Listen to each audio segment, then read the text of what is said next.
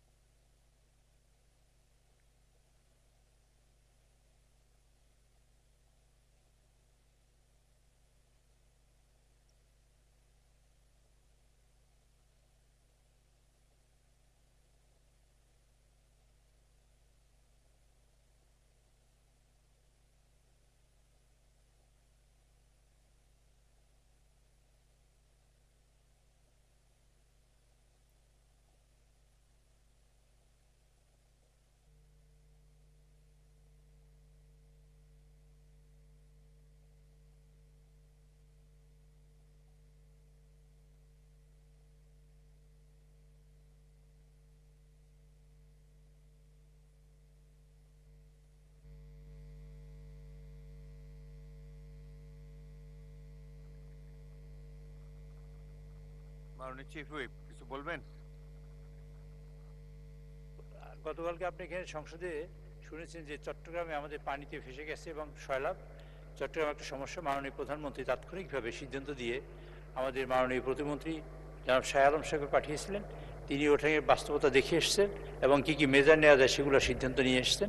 এই ব্যাপারে একটা 300 বিবৃতি উনি একটা বিবৃতি দিতে চাচ্ছেন, যদি আপনি অনুমতি দেন। 300 বিধিতে বলতে পারেন নাকি?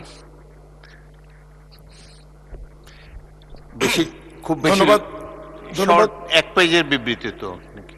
এটা দীর্ঘ, কারণ এখন না, গুরুত্বপূর্ণ। আমি সংক্ষেপে বলবো, জি। পুরোটা পড়বো না। বলেন মাননীয় ধন্যবাদ মাননীয় স্পিকার।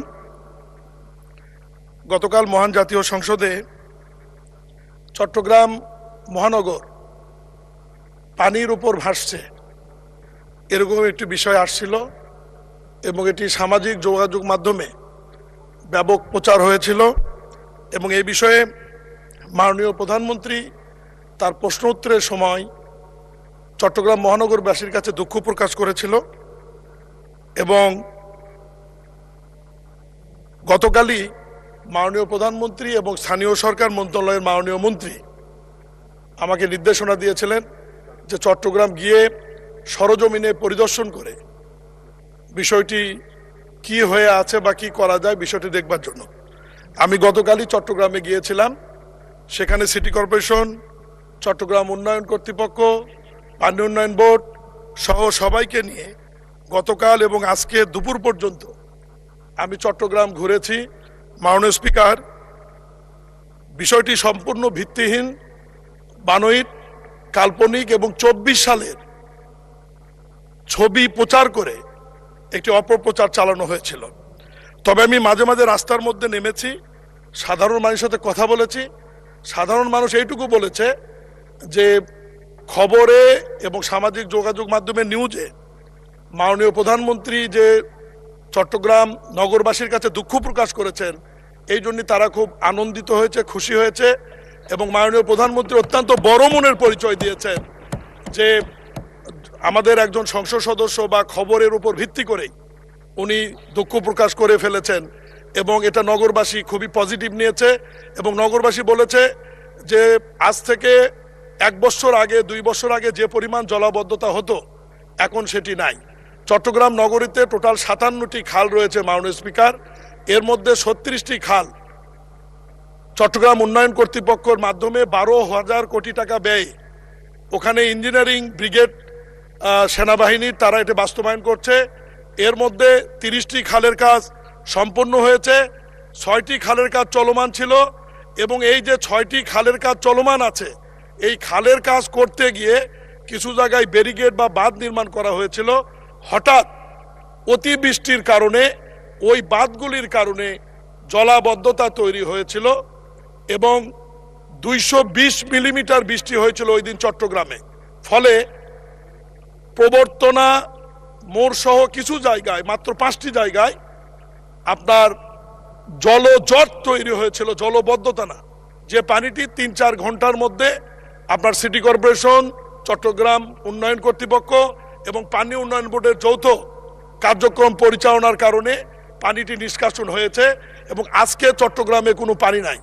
আমি সংক্ষেপে শুধু এইটুকু বলবো, মাননীয় প্রধানমন্ত্রী এবং আমার মাননীয় মন্ত্রীর নির্দেশে আমি আজকেই মেয়রের নেতৃত্বে সমন্বিত একটি কমিটি করে দিয়ে আসছি।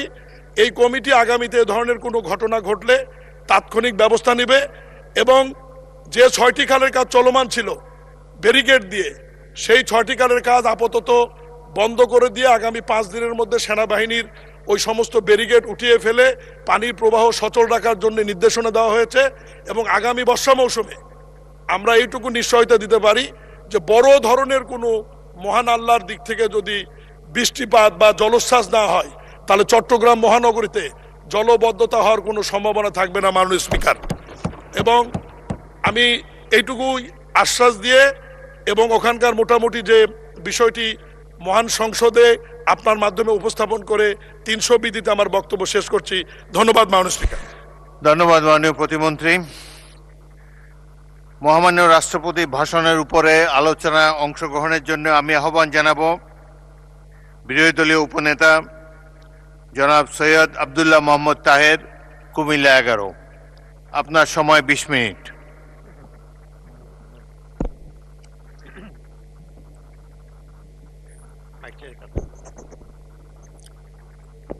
বিসমিল্লাহির রহমানির রহিম। নাহমাদুহু ওয়া নুসাল্লি আলা রাসূলিল কারীম। মাননীয় স্পিকার, আপনাকে ধন্যবাদ। আমি পার্লামেন্ট শুরুর প্রথম দিন উপস্থিত ছিলাম। এরপরে আমার পায়ে একটা অপারেশন হয়েছে, যেটার জন্য ডাক্তার। মাননীয় উপনেতা, আপনি বসেও বলতে পারেন, যদি অসুস্থ বোধ করেন আপনি বসেও বলতে পারেন। ঠিক আছে, আমি ট্রাই করি, তখন দরকার নেই।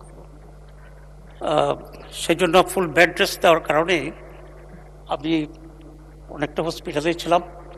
বাকি অধিবেশনের দিনগুলোতে হাজির হতে পারিনি এবং আমার অসুস্থতার কথা শুনে অনেকেই সমবেদনা জ্ঞাপন করেছেন, দেখতে গেছেন এবং দোয়া করেছেন দেশবাসী। এই জন্য আপনার মাধ্যমে আমি সকলের প্রতি কৃতজ্ঞতা জানাচ্ছি।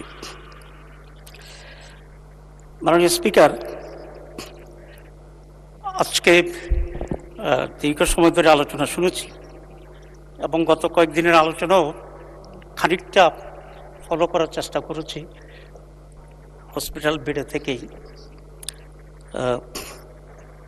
আমার কাছে একটা বিষয় মনে হচ্ছিল আজকের আলোচনা শুনে, যে আজকে যারা সরকারি দলের বেঞ্চে আছেন তারা বোধহয় আওয়ামী লীগ থেকে, আর আমরা এদিকে যারা আছি তারা বোধহয় জামাত বিএনপি সংসদ সদস্য।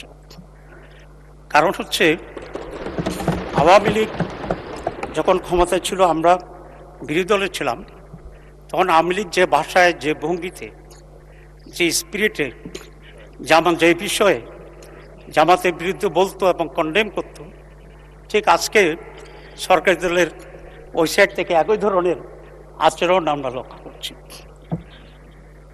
দীর্ঘ সংগ্রাম, আন্দোলন, জীবনদানের কথা তো এখানে সকলেই বলছেন বারবার, এবং এটাই সত্য ছিল যে অনেক জীবন রক্তের বিনিময়ে আজকের এই অবস্থা আমরা আসতে পেরেছি। এবং এই সংগ্রামে বিএনপি, জামাত, অন্যান্য দলগুলো আওয়ামী লীগের বিরুদ্ধে সমভাবেই সংগ্রামে আমরা একত্রিত ছিলাম। যেমন আজকে মাননীয় সেক্রেটারি জেনারেল আছেন বিএনপি, উনি আজকে আমাদের দলীয় নেতা এবং আমির জামাত ছিলেন। তারা সকলে অনেক সময় গোপনে একই গাড়িতে চড়ে ঘুরে ঘুরে আওয়ামী লীগ বিরোধী আন্দোলনের কর্মকৌশল ঠিক করেছিলেন এবং প্রোগ্রাম ঠিক করেছিলেন। কিন্তু আজকে এটা মনে হচ্ছে যে আমরা বোধহয় সবসময় এক পক্ষে ছিলাম এবং অপর পক্ষে আপনারা ছিলেন, এবং অত্যন্ত উত্তপ্ত একটা সংসদীয় অবস্থা আমরা এখানে দেখতে পাচ্ছি। আন্দোলন সংগ্রামের সময় এই যে 18 মার্চ ছিল ইন্টারিম গভর্নমেন্টের সময়, সে সময় অনেক সিনিয়র নেতৃবৃন্দের সাথে বিএনপির আমার ব্যক্তিগতভাবে বা সাংস্কৃতিক আলোচনা হয়েছে। আমরা সকলে তখন বলেছি যে আমরা এই সংগ্রামের মাধ্যমে আওয়ামী লীগের এই পতনের পর যে রাজনীতি হবে, যে সংস্কৃতি হবে, যে পার্লামেন্ট হবে, যে দেশ শাসন হবে, আমরা সকলে মিলে একটা সুশাসন দেওয়ার জন্যে আমরা কাজ করব। এই পর্যন্ত কিন্তু আমরা পুরোপুরি ঐক্যমতে ছিলাম। কিন্তু নির্বাচনের পরে, সরকার গঠনের পরে আমরা একটি ভিন্ন চিত্র আবার দেখতে পাচ্ছি। যেটা এই জাতিকে হতাশ করবে, আমাদেরকেও রিয়েলি একটা পর্যায়ে সে হতাশ করবে। কারণ আমরা যেটা দেওয়ার কথা ছিল, যেটা আমরা দিতে পারবো বা দিতে পারতাম, সকলে মিলে আন্ডারস্ট্যান্ডিংয়ের মাধ্যমে একটা ভালো পরিবেশে এরকম একটা হোস্টাইল এনভায়রনমেন্ট যদি তৈরি হয় দিকে, তাহলে সেটা দেওয়া কিন্তু সহজ হবে না। এবং সেরকম একটা ফ্রাজাইল পরিস্থিতিতে দেশের মানুষ যেটা এক্সপেক্ট করে যে qualitative change in politics, qualitative change in the parliament এবং qualitative change in our attitude and mentality, এটা অর্জন করতে হলে অনেক সদস্য সরকারি বেঞ্চরা বলেছেন ধৈর্য সহকারে আমাদের এগোতে হবে। আমি এটার সাথে একমত। কিন্তু কথাটা হচ্ছে এই, শুধু পার্লামেন্টে বক্তৃতা দিয়ে এটা অর্জন করা যাবে না। এই জন্য সত্যিকারভাবেই আমাদের মনের পরিবর্তন এবং আমাদের অ্যাটিটিউডের পরিবর্তন দরকার। মাননীয় স্পিকার, আজকে অনেক ওনারা বলেছেন 2/3 পেয়েছেন ওনারা। ওকে, নির্বাচন নিয়ে যদিও অনেক কথা আছে, কিন্তু তারপরেও আমাদের মহান নেতা আমির জামাত এই result with some reservation criticism আমরা কিন্তু অ্যাকসেপ্ট করে নিয়েছি। আমরা এখানে অন্যান্য যে ট্রেডিশনগুলো ছিল, আগে কিছু হইলেই মানি না, আসবো না, গণ্ডগোল হচ্ছে, সেটা কিন্তু আমরা করিনি। আমরা করিনি এই জন্যেই যে নেশনের প্রতি আমাদের যে দায়বদ্ধতা আছে, এই জাতির প্রতি যে আমাদের কমিটমেন্ট আছে, সেই দায়বদ্ধতা এবং কমিটমেন্টকে পূরণ করতে হলে পারস্পরিক ঝগড়াঝাটিতে সময় ব্যয় করলে এটা হবে না। বরং সেটা না হয়ে পুরো সময়টাই যদি, পুরো কনসেন্ট্রেশনটা যদি আমরা দেশ গড়ার জন্য, মানুষের কল্যাণের জন্যে, সুস্থ রাজনীতির জন্যে আমরা করি, তাহলে সেটাই আমাদের অর্জনকে একটা রিমার্কেবল হিস্টোরিক্যাল পর্যায়ে যাবে বলে আমি বিশ্বাস করি। মাননীয় স্পিকার, 2/3 মেজরিটি কখনোই খুব সুখকর রেজাল্ট দেয়নি অনেক জায়গাতেই, এবং আজকে আলোচনার যে জোর, সেটা 2/3 মেজরিটির যে টেম্পারামেন্টটাই আমার কাছে মনে হয়েছে। আমরা জানি আমাদের এই পাকভারত উপমহাদেশে ইন্দিরা গান্ধীর সময়ে বা বেনজির ভুট্টোর সময়ে, এই বাংলাদেশের শেখ সাহেবের সময়, তারপরে শহীদ প্রেসিডেন্ট জিয়াউর রহমানের সময়, ম্যাডাম বেগম জিয়ার সময় আমরা 2/3 মেজরিটি অবস্থা আমরা দেখেছি। এবং এটা একটা ভয়ঙ্কর পরিণতি আমরা দেখি যদি সেটা না হয়। আপনারা জানেন 2/3 majority Indira Gandhi, she was ousted and killed. Sheikh সাহেবের 2/3, হি ওয়াজ কিল্ড। মাননীয় শহীদ প্রেসিডেন্ট জিয়াউর রহমানের সময় সেটাও কিল্ড। এগুলো আমাদের আতঙ্কিত করে মানুষ, এবং সেখান থেকে শিক্ষা নিয়েই আমরা চাই যে এই ধরনের কোনো অঘটন বাংলাদেশের জন্য আর কখনো না হতে পারে। এটা কেন হয়? এটা হয় এই জন্যে 2/3 মেজরিটি পাওয়ার পরে যে ওভার কনফিডেন্স তৈরি হয়, যা ইচ্ছে আমরা তাই করতে পারি, যে ইরোগেন্সটা তৈরি হয়। সেই ইরোগেন্সের কারণে এমন কিছু অ্যাক্টিভিটিস আসে যেটা মানুষকে ক্ষুব্ধ করে, এবং তার বিপরীতে একটা খারাপ এনভায়রনমেন্ট তৈরি হয় রাজনীতিতে। আমি অনুরোধ করব সরকারি দলকে, তবে সরকারি দলের অনেক ভাইরা অনেক ভালো কথা বলছেন, we do agree with them, যে লেট আস ফরগেট পাস্ট। কারণ অতীতকে যদি আমরা টানি, তাহলে সকলের অতীতের ভিতরে ভালো দিক আছে এবং কালো স্পটও আছে। যেমন খুব বেশি করে আজকে আমাদেরকে রাজাকার আলবদর বলার চেষ্টা করা হচ্ছে, এবং গতকাল আমি শুনেছি মাননীয় স্বাস্থ্যমন্ত্রী নাকি তুই রাজাকার বলছেন। পার্লামেন্টের তুইটা আমার মনে হয় খুবই আনপাল্টারেবল, অসঙ্গত একটি শব্দ। আমি জানি না মাননীয় স্পিকার এটাকে এক্সপান্স করছে কিনা ওনার অর্থনীতি। এখন সেই জন্যে সরকারি দলের প্রতি, বেশ করে মাননীয় প্রধানমন্ত্রী আছেন, ওনার বিগিনিংয়ের যে স্পিচটা ছিল সেটাকে আমার কাছে খুবই ভালো লেগেছে। শুধু একটি শব্দ বোধহয় কি গুপ্ত না কি একটা বলেছে। এগুলার টুকটাক তার কি কুইকনেস আছে বলে যদি আমরা এক্সপোজ করতে চাই, তাহলে আমাদের পারস্পরিক যে রেসপেক্ট এবং কনফিডেন্সটা হবে, সেটাতে কিন্তু আবার ঘাটতি হবে। মাননীয় স্পিকার, আজকে মাননীয় অর্থমন্ত্রী জুলাই চার্টারের ব্যাপারে কিছু কথা বলছেন, আমার সময় কম। আসলে জুলাই চার্টার আমরা তৈরি করেছি কয়েক মাস ধরে, 31টা রাজনৈতিক দল একত্রিত হয়ে এই জুলাই চার্টারটা তৈরি করা হয়েছিল, এবং সেখানে বিএনপির পক্ষ থেকেও অত্যন্ত দৃঢ় এবং বলিষ্ঠ ভূমিকা সেখানে রাখা হয়েছে। এবং সেটাকে আমরা সাইন করেছি। কিন্তু পরবর্তীতে যে কতগুলো জিনিস যে দল ক্ষমতা মেজরিটি পাবে তার অনুসারে করবে, এটা কিন্তু আমাদের আলোচনার অংশ ছিল না। দ্যাট ওয়াজ অলসো এই প্রতারণা। এই প্রতারণা কার পক্ষ থেকে হয়েছে এটা ন্যাশনের কাছে আমরা এক্সপোজ করবো ইনশাআল্লাহ। এরপরে সংক্ষেপে আমি যেটা বলতে চাই যে গণভোট তো আমরা সকলে মিলে করছি। এটা আসছে অলরেডি যে আমাদের মাননীয় প্রধানমন্ত্রী গণভোটের পক্ষে কথা বলেছিলেন। গণভোটের আপনারা ভূমিকা নিচ্ছেন কীভাবে আমি বলি। প্রথম হচ্ছে আমরা চেয়েছিলাম যে গণভোট এবং জাতীয় নির্বাচন আলাদাভাবে, আগে গণভোট হয়ে যাবে পরে জাতীয় নির্বাচন হবে। কিন্তু বিএনপির পক্ষ থেকে খুব স্ট্রংলি তারা বলছেন যে গণভোট এবং জাতীয় নির্বাচন একসাথে হতে হবে, এবং আপনাদের দাবির পক্ষেই আমাদের নারাজির পরও গণভোট এবং জাতীয় নির্বাচন একসাথে হয়েছে। তো আপনি এখন বলছেন যে এটা জায়েজ হয়নি। তো জায়েজ তো যদি এখন না হয়, আগেও না জায়েজ ছিল, আগেও অবৈধ ছিল, আগেও অসাংগঠনিক ছিল। তো সেটার পক্ষে আপনাদের সকলের বক্তব্য আছে।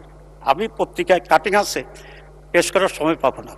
এবং গণভোট যদি কোনোভাবেই আলাদা হতে না পারে, এই ব্যাপারে আপনাদের অনেক তৎপরতা ছিল, আমাদের আন্দোলন ছিল, আমরা সংগ্রাম করেছিলাম সেদিনও যে যাতে করে আলাদা হয়। যদি আলাদা সেদিন হইতো তাহলে কিন্তু আপনাদের এই চান্স নিয়ে সুযোগ নিয়ে এই বিভ্রান্তি তৈরি করার কোনো সুযোগ হতো না। মাননীয় স্পিকার, আপনি জানেন যে হিটলারের সময় একটা গণভোট হয়েছিল, হিটলার সেটাকে অ্যাকসেপ্ট করে। আর আমাদের এই উপমহাদেশে একটা গণভোট হয়েছিল কাশ্মীর ইস্যুতে, সেই কাশ্মীর ইস্যুর গণভোটও ইন্দিরা গান্ধীর পিতা জওহরলাল নেহরু অ্যাকসেপ্ট করে নাই, এবং সেই অ্যাকসেপ্ট না করার কারণে আজও কাশ্মীরের সেই সমস্যার সমাধান হয়নি, এবং শত শত হাজার হাজার মানুষ এখনও মৃত্যুবরণ করছে, এখনও তাদেরকে স্বাধীনতা সংগ্রামে লড়াই করতে হচ্ছে। সুতরাং আমি মনে করি যে দেশের জন্য কল্যাণকর যেটা মেজরিটি 2/3 ভিত্তিতে যদি আপনারা যেটাই আপনাদের ইচ্ছা হবে যা ইচ্ছা তাই করতে থাকেন, তাহলে এই দেশ আবার পিছিয়ে যাবে, এবং আমরা যে একটা সুস্থ রাজনীতি এবং সুস্থ পার্লামেন্ট চাই সেটা অর্জন করা কিন্তু সহজ হবে না এবং ব্যাহত হবে। আমি খুব শর্টলি দু একটা ভুল তথ্য যেটা আজকে অনেকে দিয়েছেন সেই ব্যাপারে কথা বলতে চাচ্ছি। প্রথম হচ্ছে আমরা জামাত ইসলামী পাকিস্তানের বিরোধী ছিল বলে যে তথ্য আসছে, এটা একেবারেই অসত্য তথ্য। কারণ সৈয়দ আবুল আলা মওদুদী প্রথম 2 নেশন থিওরির প্রবক্তা ছিলেন সৈয়দ আবুল আলা মওদুদী, এবং তার খুব স্ট্রং একটা বই লেখা ছিল, সেটাকে তৎকালীন মুসলিম লীগ পলিটিক্যালি হাজার লক্ষ কপি ছাপিয়ে সারা পাক ভারত উপমহাদেশের মানুষের কাছে, মুসলিমের কাছে পেশ করেছিলেন। এবং পাকিস্তান স্বাধীন হওয়ার পরপরেই উনি কিন্তু পাকিস্তানে মাইগ্রেট করেছেন। উনি যে কথাটা বলেছিলেন সেটা না বোঝার কারণে কেউ বিভ্রান্ত তৈরি করছে। উনি বলেছিলেন যে ইসলাম প্রতিষ্ঠার জন্যে একটি স্বাধীন ভূখণ্ড দরকার। উনি পাকিস্তানের পক্ষে কথা বলছেন। তবে উনি বলেছিলেন যে সমস্ত নেতৃত্বের মাধ্যমে আন্দোলন চলছে, এই নেতৃত্বের পক্ষে একটি ইসলামী রাষ্ট্র কায়েম করা সম্ভব হবে কিনা এই ব্যাপারে উনি তার ডাউটের কথা উনি পেশ করেছিলেন। তো দুটা তো টোটালি ডিফারেন্ট জিনিস। কিন্তু যারা এটাকে বাজেভাবে ইউজ করে কন্ডেম করতে চায় তারাই এই সত্যটিকে অন্যভাবে তারা পেশ করতে চাচ্ছে। He was totally in favour of Pakistan. এবং একজন ভাই এখানে বললেন যে উনি 47-এ বিশ্বাস করেন না। উনি যদি 47-এ বিশ্বাস না করেন তাহলে বাংলাদেশ কীভাবে হইত? কারণ বাংলাদেশ এবং ইস্ট পাকিস্তান, ওয়েস্ট পাকিস্তান মিলেই তো 47 স্বাধীন বাংলাদেশ, এবং সেখান থেকে তো আবার আমরা স্বাধীনতা সংগ্রাম করে আমরা বাংলাদেশ করেছি। অবশ্য ওনার এই চিন্তা, ওনার এই বক্তব্য ওনার চিন্তার সাথে একরকম, কারণ ওনারা আসলে পাকিস্তানেও চান নাই, বাংলাদেশও পরবর্তী পর্যায়ে তারা কীভাবে নিয়েছেন জানি না, কারণ তারা এক ইন্ডিয়া চেয়েছিলেন। এবারও যখন সংগ্রাম চলছিল ওনারা কিন্তু আশ্রয় নিয়েছেন ইন্ডিয়াতে গিয়ে, সংগ্রাম করেন নাই। তো উনি বলছেন যে হাসিনার কারাগার উনি যেতে চান, এই জন্য ভারত পালাই গেছেন। তো সেটা ওনার ব্যাপার, আমি খুব ক্রিটিসাইজ করতে চাই না। সুতরাং অরিজিনালি যারা ভারতপন্থী, অরিজিনালি যারা ভারতের অধীনস্থ একটি বাংলাদেশ দেখতে চায়, তাদের চিন্তার ভিতরে এ সমস্ত জিনিস আসতে পারে এবং সেই চিন্তার প্রতিফলন যে বক্তব্য যদি আসে, আমরা তো আশ্চর্য হওয়ার মতো কিছু মনে করি না। মাননীয় আরেকজন সদস্য ভাই বলেছেন যে আমরা ম্যাডাম যখন জেলে ছিল বা অনবরত রাত অত্যাচার হয়েছে, জামাত কোনো বিবৃতি দেয়নি। এটা একেবারে অসত্য কথা। আমরা বারবার বিবৃতি দিয়েছি, সব ইস্যুতে আমরা শুধু বক্তৃতা নয়, আমরা ওনার মুক্তির জন্য মিছিলও করেছি এই রাজপথে। এখন আমি আশা করব যেসব লোকেরা এসব তথ্য দিচ্ছেন তারা আরেকটু কষ্ট করে বিভিন্ন রেকর্ডে যেটা আছে সেই তথ্যটা ওনারা জেনে নেবেন। প্রত্যেকটা ইস্যুতে যেমন অনেক সময় বিএনপিও আমাদের পক্ষে বক্তব্য দিয়েছেন, আবার অনেক সময় দেন নাই। যেমন আব্দুল কাদের মোল্লাকে যেদিন ফাঁসির অর্ডার হয়েছিল, সেদিন আমি রাত্রে 10টার দিকে ম্যাডামের বাসায় গিয়েছিলাম একটা রিকোয়েস্ট করার জন্য, এবং সেখানে আমার সাথে আজকের বিএনপির মাননীয় সেক্রেটারি জেনারেলও দেখা হয়েছিল। ওনার শোনা আছে কিনা আমি জানি না।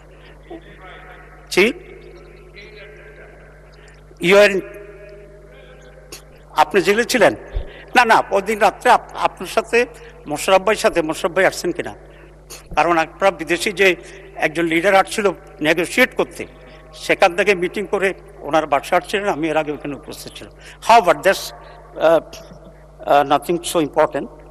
আমরা সেদিন আমি গিয়েছিলাম জামাতের পক্ষ থেকে যে আব্দুল কাদের মোল্লার ইস্যুতে একটা স্টেটমেন্ট দেওয়ার জন্য। ম্যাডাম বলেছিলেন যে ঠিক আছে আমরা আলোচনা করে দেবো, পরার দেওয়া হয়নি। তো সেটা এলিগেশন না, কারণ madam has a lot of sympathy for Jamaat Islam, এবং আমাদের জন্য আমাদের পক্ষে উনি অনেক ডাইরেক্ট কথা বলেছেন। উনি নিজামী সাহেবদের ফাঁসির ব্যাপারে কথা বলেছেন। আমরা এই জন্য ওনার প্রতি গ্রেটফুল এবং রেসপেক্টফুল।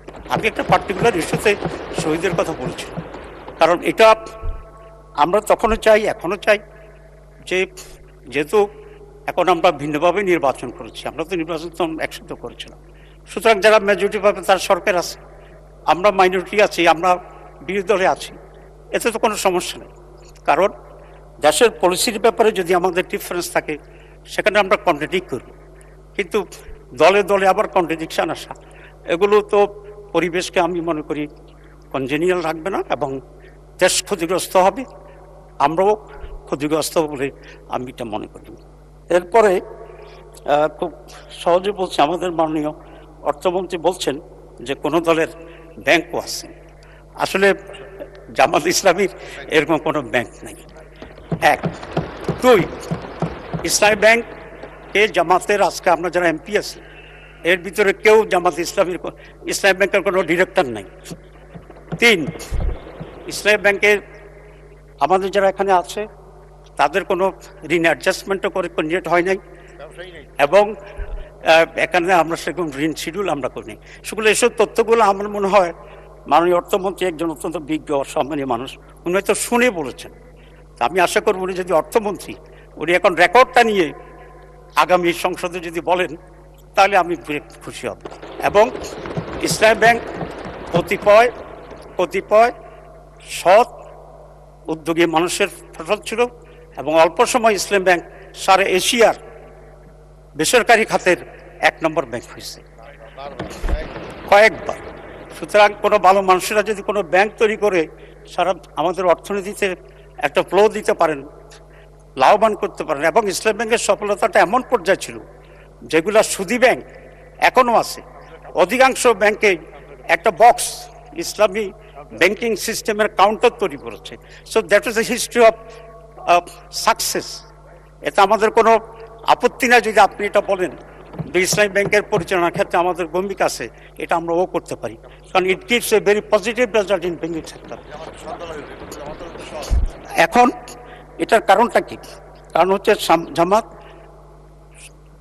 গুড ম্যানেজমেন্ট, সততা, এফিসিয়েন্সি, রাষ্ট্র পরিচালনায় হোক বা কোনো প্রতিষ্ঠান পরিচালনায় হোক, এটাতে বিশ্বাস করে। আর 3টার জন্য যদি একসাথ হয়, এফিসিয়েন্সি থাকে, সততা থাকে এবং পরিশ্রম করে, তাহলে যে কোনো প্রতিষ্ঠানে গ্রো করবে, এটা আমরা চাই।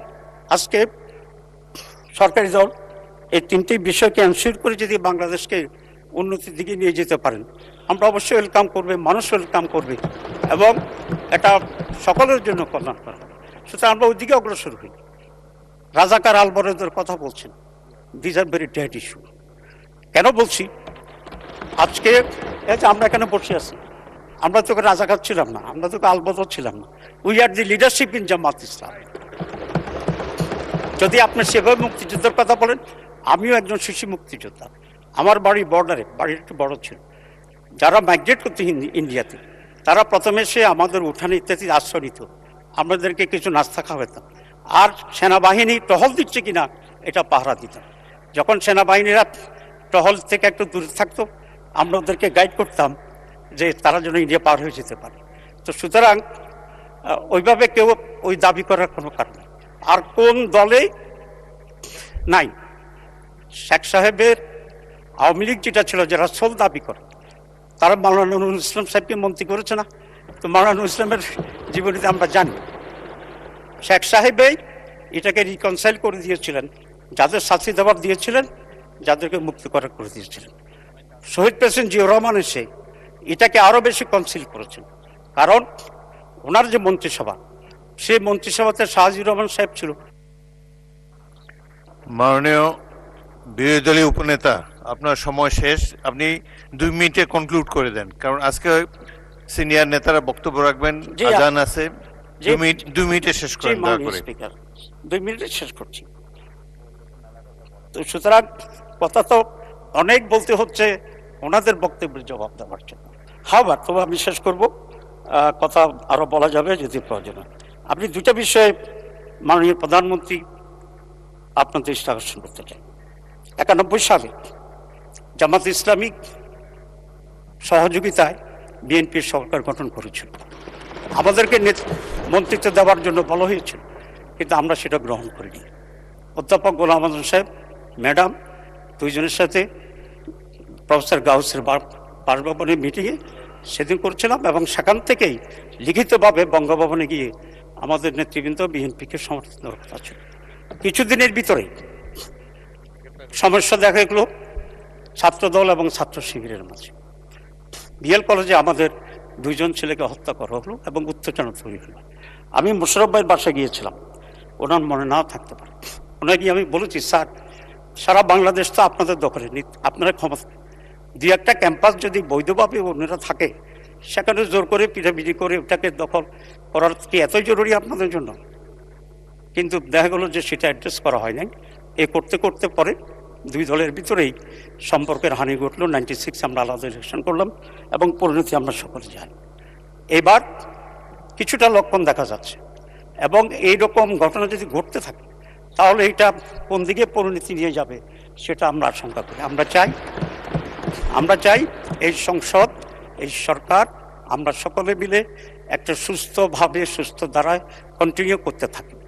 2-1টা ইউনিভার্সিটিতে যে গণ্ডগোল হচ্ছে সে ব্যাপারে আমরা অ্যাটেনশন দেবো, আপনারাও মেহরবানি করে অ্যাটেনশন দেন। সাধারণ একাডেমিক এনভায়রনমেন্ট থাকা উচিত, এবং যারাই ডিস্টার্ব করবে। ধন্যবাদ মাননীয় উপনেতা, ধন্যবাদ, অনেক ধন্যবাদ। পরবর্তী বক্তা মাননীয় অর্থমন্ত্রী জনাব সালাউদ্দিন আহমেদ।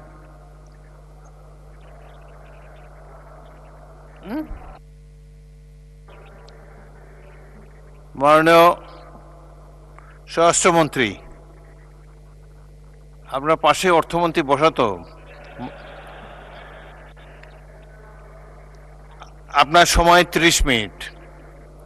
মানে স্পিকার, এই ঘড়িটার মালিক আপনি, ইচ্ছা করলে পিছনে ঘুরাই দিতে পারবেন। ঘড়ির দিকে তাকিয়ে বক্তব্য দিয়ে, তবে মাগরিবের আজান দিলে পরে আমাকে আবার বলতে হবে। ধন্যবাদ। 30 মিনিট, টেক ইউর টাইম। জি মানে স্পিকার, 30 বোধহয় হবে না, যে হিসেবে আমরা 2026-এ আছি, এখন মনে হয় সময় বেশি লাগবে। মানে স্পিকার, বিসমিল্লাহ, আসসালাতু আসসালামু আলা রাসূলিল্লাহ। মানে স্পিকার, আমি বিনম্র শ্রদ্ধা জ্ঞাপন করছি সংক্ষিপ্তভাবে মহান মুক্তিযুদ্ধের সকল শহীদদের প্রতি, 2026-এর ছাত্রগণ অভ্যুত্থানের, 2024-এর ছাত্রগণ অভ্যুত্থানের সকল শহীদদের প্রতি, বাংলাদেশের সকল গণতান্ত্রিক আন্দোলনে যারা শহীদ হয়েছেন তাদের সকলের প্রতি শ্রদ্ধা নিবেদন করি শহীদ রাষ্ট্রপতি জিয়াউর রহমানের প্রতি, যিনি এদেশের মহান স্বাধীনতার মহান ঘোষক। শ্রদ্ধা নিবেদন করি দেশনেত্রী বেগম খালেদা জিয়া, যিনি গণতন্ত্রের মা এবং আপসহীন দেশনেত্রী খেতাব পেয়েছেন। আমি সকল জাতীয় নেতৃবৃন্দের প্রতি শ্রদ্ধা নিবেদন করি, যারা বাংলাদেশের মুক্তিযুদ্ধের প্রাক্কালে এই দেশের স্বাধীনতার জন্য সংগ্রাম করেছেন, ভূমিকা রেখেছেন। আমি আজকে নতুন করে আবিষ্কার করলাম আমাদের মাননীয় সংসদ সদস্য জনাব আব্দুল্লাহ মোহাম্মদ তাহের, শিশু মুক্তিযোদ্ধা। তাকে আমি স্বাগতম জানাই।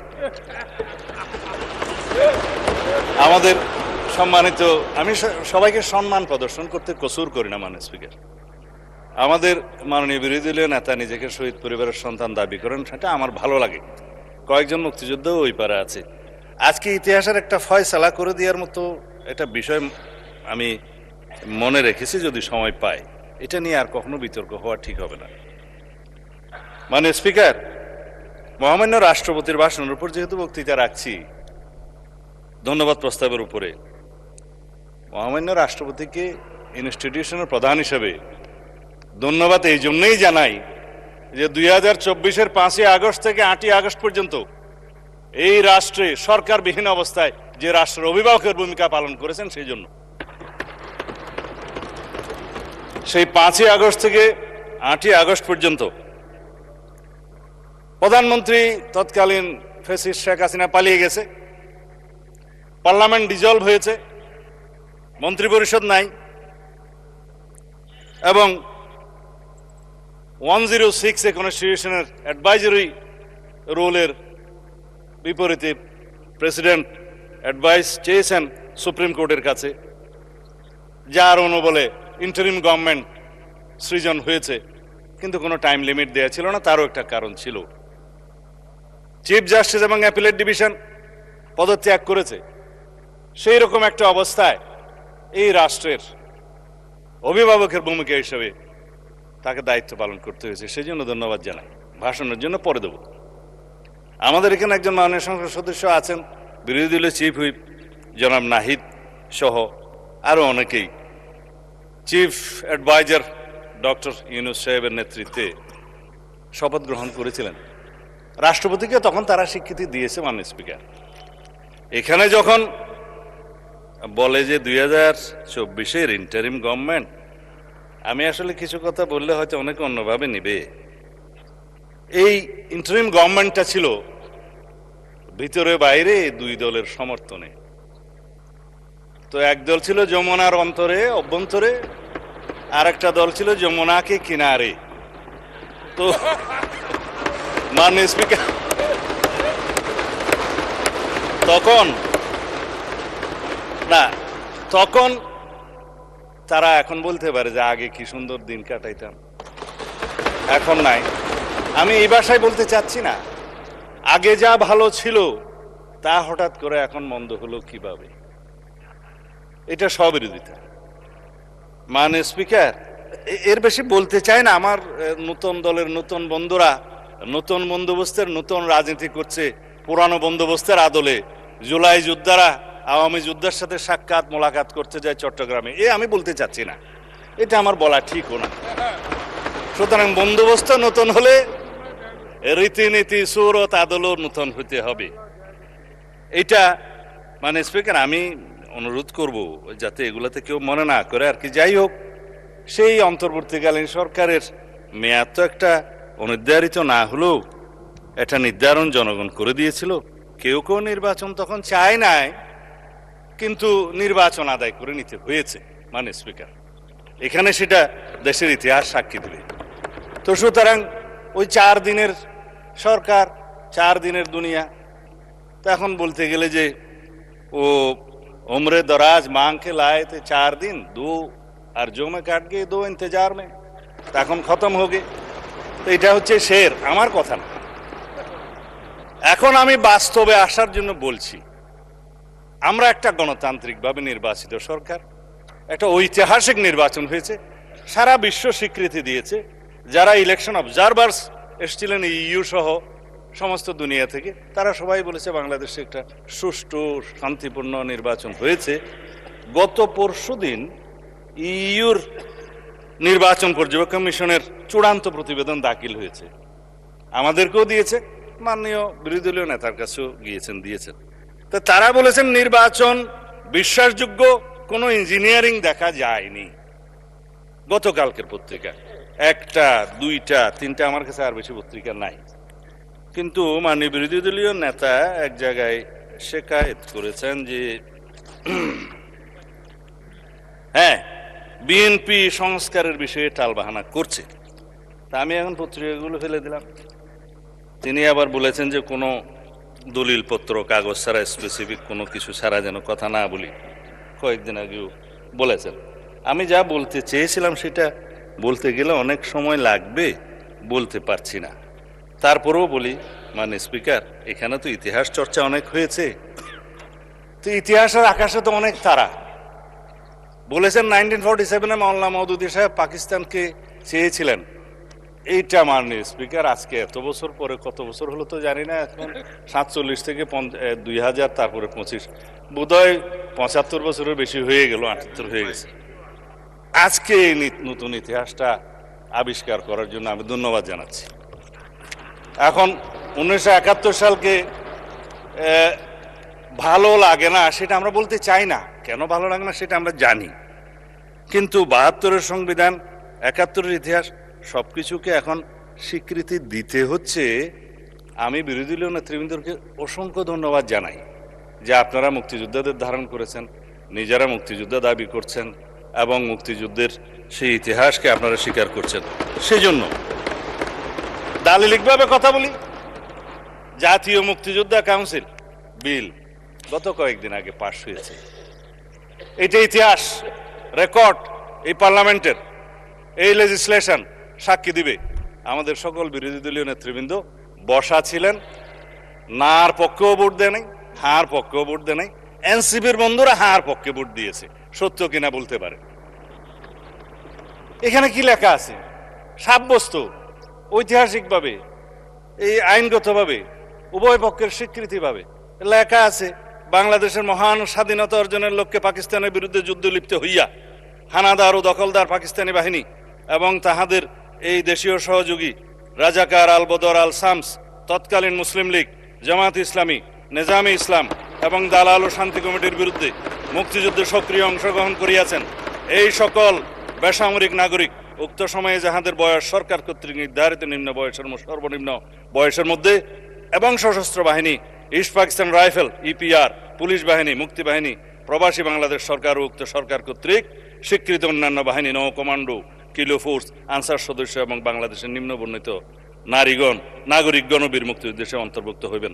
তার মধ্যে বীরঙ্গনা হয়েছে, নার্স, ডাক্তার, চিকিৎসকদেরকেও বলা হয়েছে। এটার নাম হচ্ছে বীর মুক্তিযোদ্ধার ডেফিনিশন।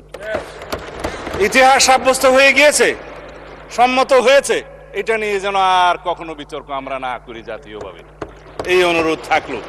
বিভক্তি আর চাই না, স্বীকৃত দলিল। মুক্তিযুদ্ধের ডেফিনিশনে কি বলা হয়েছে? 1971 খ্রিস্টাব্দের 26 মার্চ থেকে 16 ডিসেম্বর পর্যন্ত একটি স্বাধীন গণতান্ত্রিক রাষ্ট্র হিসাবে বাংলাদেশের জনগণের জন্য সাম্য, মানবিক মর্যাদা ও সামাজিক ন্যায় বিচার প্রতিষ্ঠার আকাঙ্ক্ষায় হানাদার ও দখলদার পাকিস্তানি সশস্ত্র বাহিনী এবং তাহাদের সহযোগী রাজাকার আল বদর আল শামস, তৎকালীন মুসলিম লীগ, জামাত ইসলামী, নিজাম ইসলাম এবং দালাল ও শান্তি কমিটির বিরুদ্ধে পরিচালিত যুদ্ধ, যাহার নাম মুক্তিযুদ্ধ, সাব্যস্ত হয়ে গিয়েছে। ফেলে দিলাম মাননীয় স্পিকার, আর কখনো কথা বলার প্রয়োজন নাই। এখন বাংলাদেশের ইতিহাস নিয়ে যদি আমি কথা বলি 1971 থেকে 2026 পর্যন্ত, এগুলো অনেক কথা ঘাটাঘাটনি হবে। অনুরোধ করেছেন আমরা যেন ওইদিকে না যাই। আমি বিস্তারিতভাবে বলবো না, সম্মত হয়েছি। কিছু কথা রেকর্ডে না রাখলেই নয়, সেজন্য মানে স্পিকার, আমি কি এখানে কাউকে জাতীয় বেঈমান বলতে পারি? এটা অসাংবিধানিক হবে। হ্যাঁ, ঠিক আছে, আমি চাইলে আওয়ামী লীগকে জাতীয় বেঈমান বললাম না 1986 সালে, এবং তাদের যে সহযোগী হিসাবে, সহযোদ্ধা বা হামসফর হিসাবে ইলেকশনে যারা গিয়েছিল, তাদেরকে আমি কিছু বলতে চাই, এটাও আমার বলা ঠিক হবে।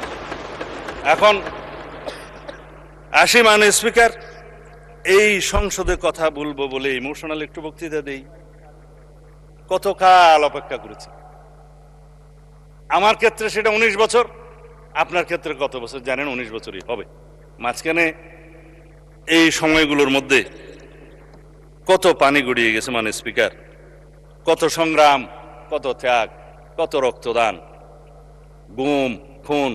আমি নিজে গুম হয়ে নির্বাসনে থেকেছি 9.5 বছরের মতো, বিদেশে গিয়ে জেল খেটেছি। আজকে এগুলো নিয়ে আন্ডারমাইনিং করে যারা করে, তারা কেউ কেউ বিদেশে বসে করে, কেউ দেশীয় দোসররা করে কি কারণে? আমাদের ডেমোক্রেটিক স্ট্রাগলটাকে যারা আন্ডারমাইনিং করার চেষ্টা করে, তারা বাংলাদেশের এই ছাত্র গণ অভ্যুত্থানের ইতিহাসকেও হয়তো একদিন কলঙ্কিত করবে। এককভাবে কেউ কোনো সংগ্রামে জয়ী হয় নাই। 2024 ছাত্র গণ অভ্যুত্থানের ভিত্তি সোপান একদিনে নির্মিত হয় নাই। আমরা জানি এই গণতান্ত্রিক সংগ্রামে আমরা বলা হয় যে মুক্তির মন্দিরে সোপানতলে কত প্রাণ হলো বলিদান লেখা আছে অশ্রু জলে। তারপরে কি আছে মানে স্পিকার, যারা স্বর্গগত তারা আজও জানে যে স্বর্গ থেকে প্রিয় মাতৃভূমি। এগুলো সব কবিতা গান, আমি হয়তো ঠিকভাবে বলতে পারছি না, বাট ইমোশনালি এই কথাগুলো বলতে হচ্ছে এই কারণে, যারা গুম হয়ে আজও ঘরে ফিরেনি তাদের জন্য অপেক্ষা করছে ইলিয়াসের সন্তানেরা। তার সঙ্গিনী এখনো বাতায়ন খুলে বসে থাকে তার স্বামী কোনোদিন আসবে বলে। আমরা তাদের কাছে কি জবাব দেব? আমার স্ত্রী সন্তানরা যেমন একটা আমার অনিশ্চিত জীবনের সময় অপেক্ষা করেছে, আমি বুঝি সেই ব্যথা। আর কেউ বুঝুক বা না বুঝুক, কবরের মতো একটা জায়গায় 5 ফিট বা 10 ফিটের জায়গায় ছিলাম। আমাদের এখানে আরো অনেক সহপাঠী আছে, সহকর্মী আছে, ব্যারিস্টার আরমান আছে, আর অনেকে আছে যারা সেই গুমের শিকার হয়েছে, যারা ফাঁসির কাস্টে ছিল। তাদেরকে কি জবাব দেব? আসুন আমরা এমন একটা বাংলাদেশ বিনির্মাণ করি যার প্রত্যাশা আমাদের শহীদরা করেছেন, যার আকাঙ্ক্ষা আমরা করেছি, যার আকাঙ্ক্ষা 71-এর শহীদরা করেছেন। এখন 2024-এর বিষয়ে আমার তরুণ বন্ধু সংসদ মাননীয় চিফ হুইপ বিরোধী দলের বলেছেন, আমি কিছু পয়েন্ট নোট করেছিলাম, আমার সৌভাগ্য হয়েছিল তার বক্তৃতা শোনার। আমি অ্যাপ্রিসিয়েট করি, আমরা এমন পার্লামেন্টারিয়ানদেরকে চাই যারা ভবিষ্যতে এই পার্লামেন্টকে লিড করবে, গ্রোমিং হবে। তবে কিছু কথা বলতেই হয়, কারণ মানে স্পিকার এখানে শিকোয়া আর শেকায়েতের ছড়াছড়ি হয়েছে। আমি শুধু জবাবে শিকোয়া করতে চাই, তার মধ্যে যদি কিছু বলা হয়ে যায় তাতে আমাকে ক্ষমা করবেন। তিনি বলেছেন বিএনপি জুলাই সনদ থেকে সরে গিয়েছে। মানে স্পিকার, বিএনপি জুলাই সনদ থেকে সরে যায় নাই, বিএনপি জুলাই সনদকে আঁকড়ে ধরেছে। দেখেন কত বড় বই, এইখানে যারা দস্তখত করেছে, এটা হাতে লেখা অরিজিনাল বুক। এর মধ্যে 30টা পার্টির মধ্যে 4টা পার্টি সই করে নাই, 26টা পার্টি সই করেছে। আমার ছোট বন্ধু এই নাহিদ সাহেবরা সই করেছেন 16/2/2026 সালে। এটা ফটোকপি ওখানকার লেখা আছে, নোট অফ ডিসেন্ট ব্যতি রেখে গণভোটের গণরায়ের সিদ্ধান্তের পূর্ণাঙ্গ বাস্তবায়ন সাপেক্ষে। কেন এই নোট অফ ডিসেন্টের মধ্যে মানে স্পিকার এনসিপি জুলাই সনদের দফা 16(4) দফা 22(গ) 2 জায়গাতে নোট অফ ডিসেন্ট তারা দিয়েছে। এখন যারা নোট অফ ডিসেন্ট দিয়েছে তারা তো স্বীকৃতি দিলই যে নোট অফ ডিসেন্ট দেয়া যায়। আবার সই যখন করছে তখন বলল যে নোট অফ ডিসেন্ট ব্যতি রেখে গণভোট। সরে কারা গেল মানে স্পিকার? দালালিকভাবে বললাম, আপনারা সরে গিয়েছেন, আমরা সরে যাইনি। এখন গণরায়, গণভোট, জুলাই আদেশ, জুলাই জাতীয় সনদ, এগুলোর বিষয়ে আমি অনেকবার ভাষণ দিয়েছি, এখানে, ঘরে, বাইরে, সংসদের বাইরে। হয়তো আমার দুর্ভাগ্য বোঝাতে পারিনি, কিন্তু জুলাই আদেশ এবং জুলাই সনদ, এই বিভ্রান্তি চিরতরে মিটে যাক। যে আদেশটা হয়েছে সেই আদেশটা হচ্ছে, এটা যদি আমাদের অনেক বন্ধুরা এখানে মাহমুদুল ইসলামের কনস্টিটিউশনাল লটা নিয়ে আসেন, ব্যারিস্টার সাহেবরা খুলে দেখবেন 490 নম্বর পৃষ্ঠায় লেজিসলেচার সেকশনে কাকে বলা হয়েছে কালারেবল লেজিসলেশন এবং ফরওয়ার্ড অন দি কনস্টিটিউশন। কিভাবে পার্লামেন্টের যেটা এখতিয়ার নাই, ডাইরেক্টলি অর ইনডাইরেক্টলি পার্লামেন্ট যদি সেরকম কোনো লেজিসলেশন করে সেটা হবে colourable legislation and forward on the constitution. অনেক ব্যারিস্টাররা আছে, দেখতে পারেন কোন 3rd এডিশনে বোধহয় 490 পেজ কনস্টিটিউশনাল ল, মাহমুদুল ইসলাম, খুলে দেখুন তারা কিভাবে ইন্টারপ্রিট করেছে। এটাকে বাইবেল বলা হয় কনস্টিটিউশনের, সুপ্রিম কোর্ট মানে। আমি অবশ্য বাইবেল শব্দটা এখানে বলতে চাচ্ছি না। যাই হোক, সেটা কি রাষ্ট্রপতি পারে? লেজিসলেচার যখন বৈঠকে থাকবে না তখন রাষ্ট্রপতি অর্ডিন্যান্স জারি করতে পারে বটে, কিন্তু কোনো অর্ডিন্যান্স দিয়ে সংবিধানের কোনো কানুন ধারা উপধারা কোনো কিছুই বাতিল অথবা সংশোধন করতে পারেন না। আর্টিকেল 93 কনস্টিটিউশন, আমি কনস্টিটিউশন করলে আমার উপরে খুব বেশি খেপা হয় সোশ্যাল মিডিয়াতে আজকাল, যা বলে মাননীয় স্পিকার, এটা দেখাও যায় না, শোনাও যায় না। এই বাক স্বাধীনতার নামে যা চলছে। তিনি একটা অর্ডার করলেন, এই যে আমাদের আজকে অর্থমন্ত্রী সাহেব সেটা বলেছেন, আইনমন্ত্রী সাহেবের সমর্থন নিয়ে বলেছে যে তফসিলে, প্রথম তফসিলে সেটা বলা আছে 17-এ সাবসেকশন 3-তে, পরে পেরাতে বলা আছে যে 7th of April 1973 পরে কোনো অর্ডার ইস্যু করার কোনো এখতিয়ার রাষ্ট্রপতির রইল না। অর্ডারই যেটা না, ভয়েড ইন ইস্যু, সেই অর্ডারের উপরে কথা বলছে মাননীয় স্পিকার আমাদের বিরোধী দলীয় সদস্যরা। জনাব নাহিদ সাহেবকে আবারও ধন্যবাদ জানাই যে বলেছে রাষ্ট্রপতি অর্ডার দিতে পারে না, রেকর্ডে আছে, মানি। এরপরে তিনি বলছেন যেহেতু এর উপর একটা গণভোট হয়েছে, মাননীয় স্পিকার সাদই যদি জায়েজ না হয় তাহলে পরে লিজিটিমেট হয়ে যাবে না বাকিটা। এটা হচ্ছে মোটামুটি কথা। এখন বলছে গণভোট হওয়ার কথা।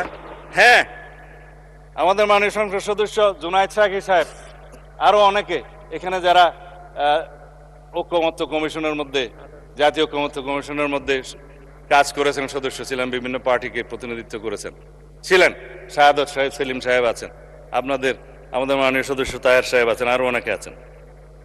গণভোট হওয়ার কথা প্রস্তাব তো আমিই করেছিলাম বিএনপির পক্ষে। কিসের উপরে করেছিলাম?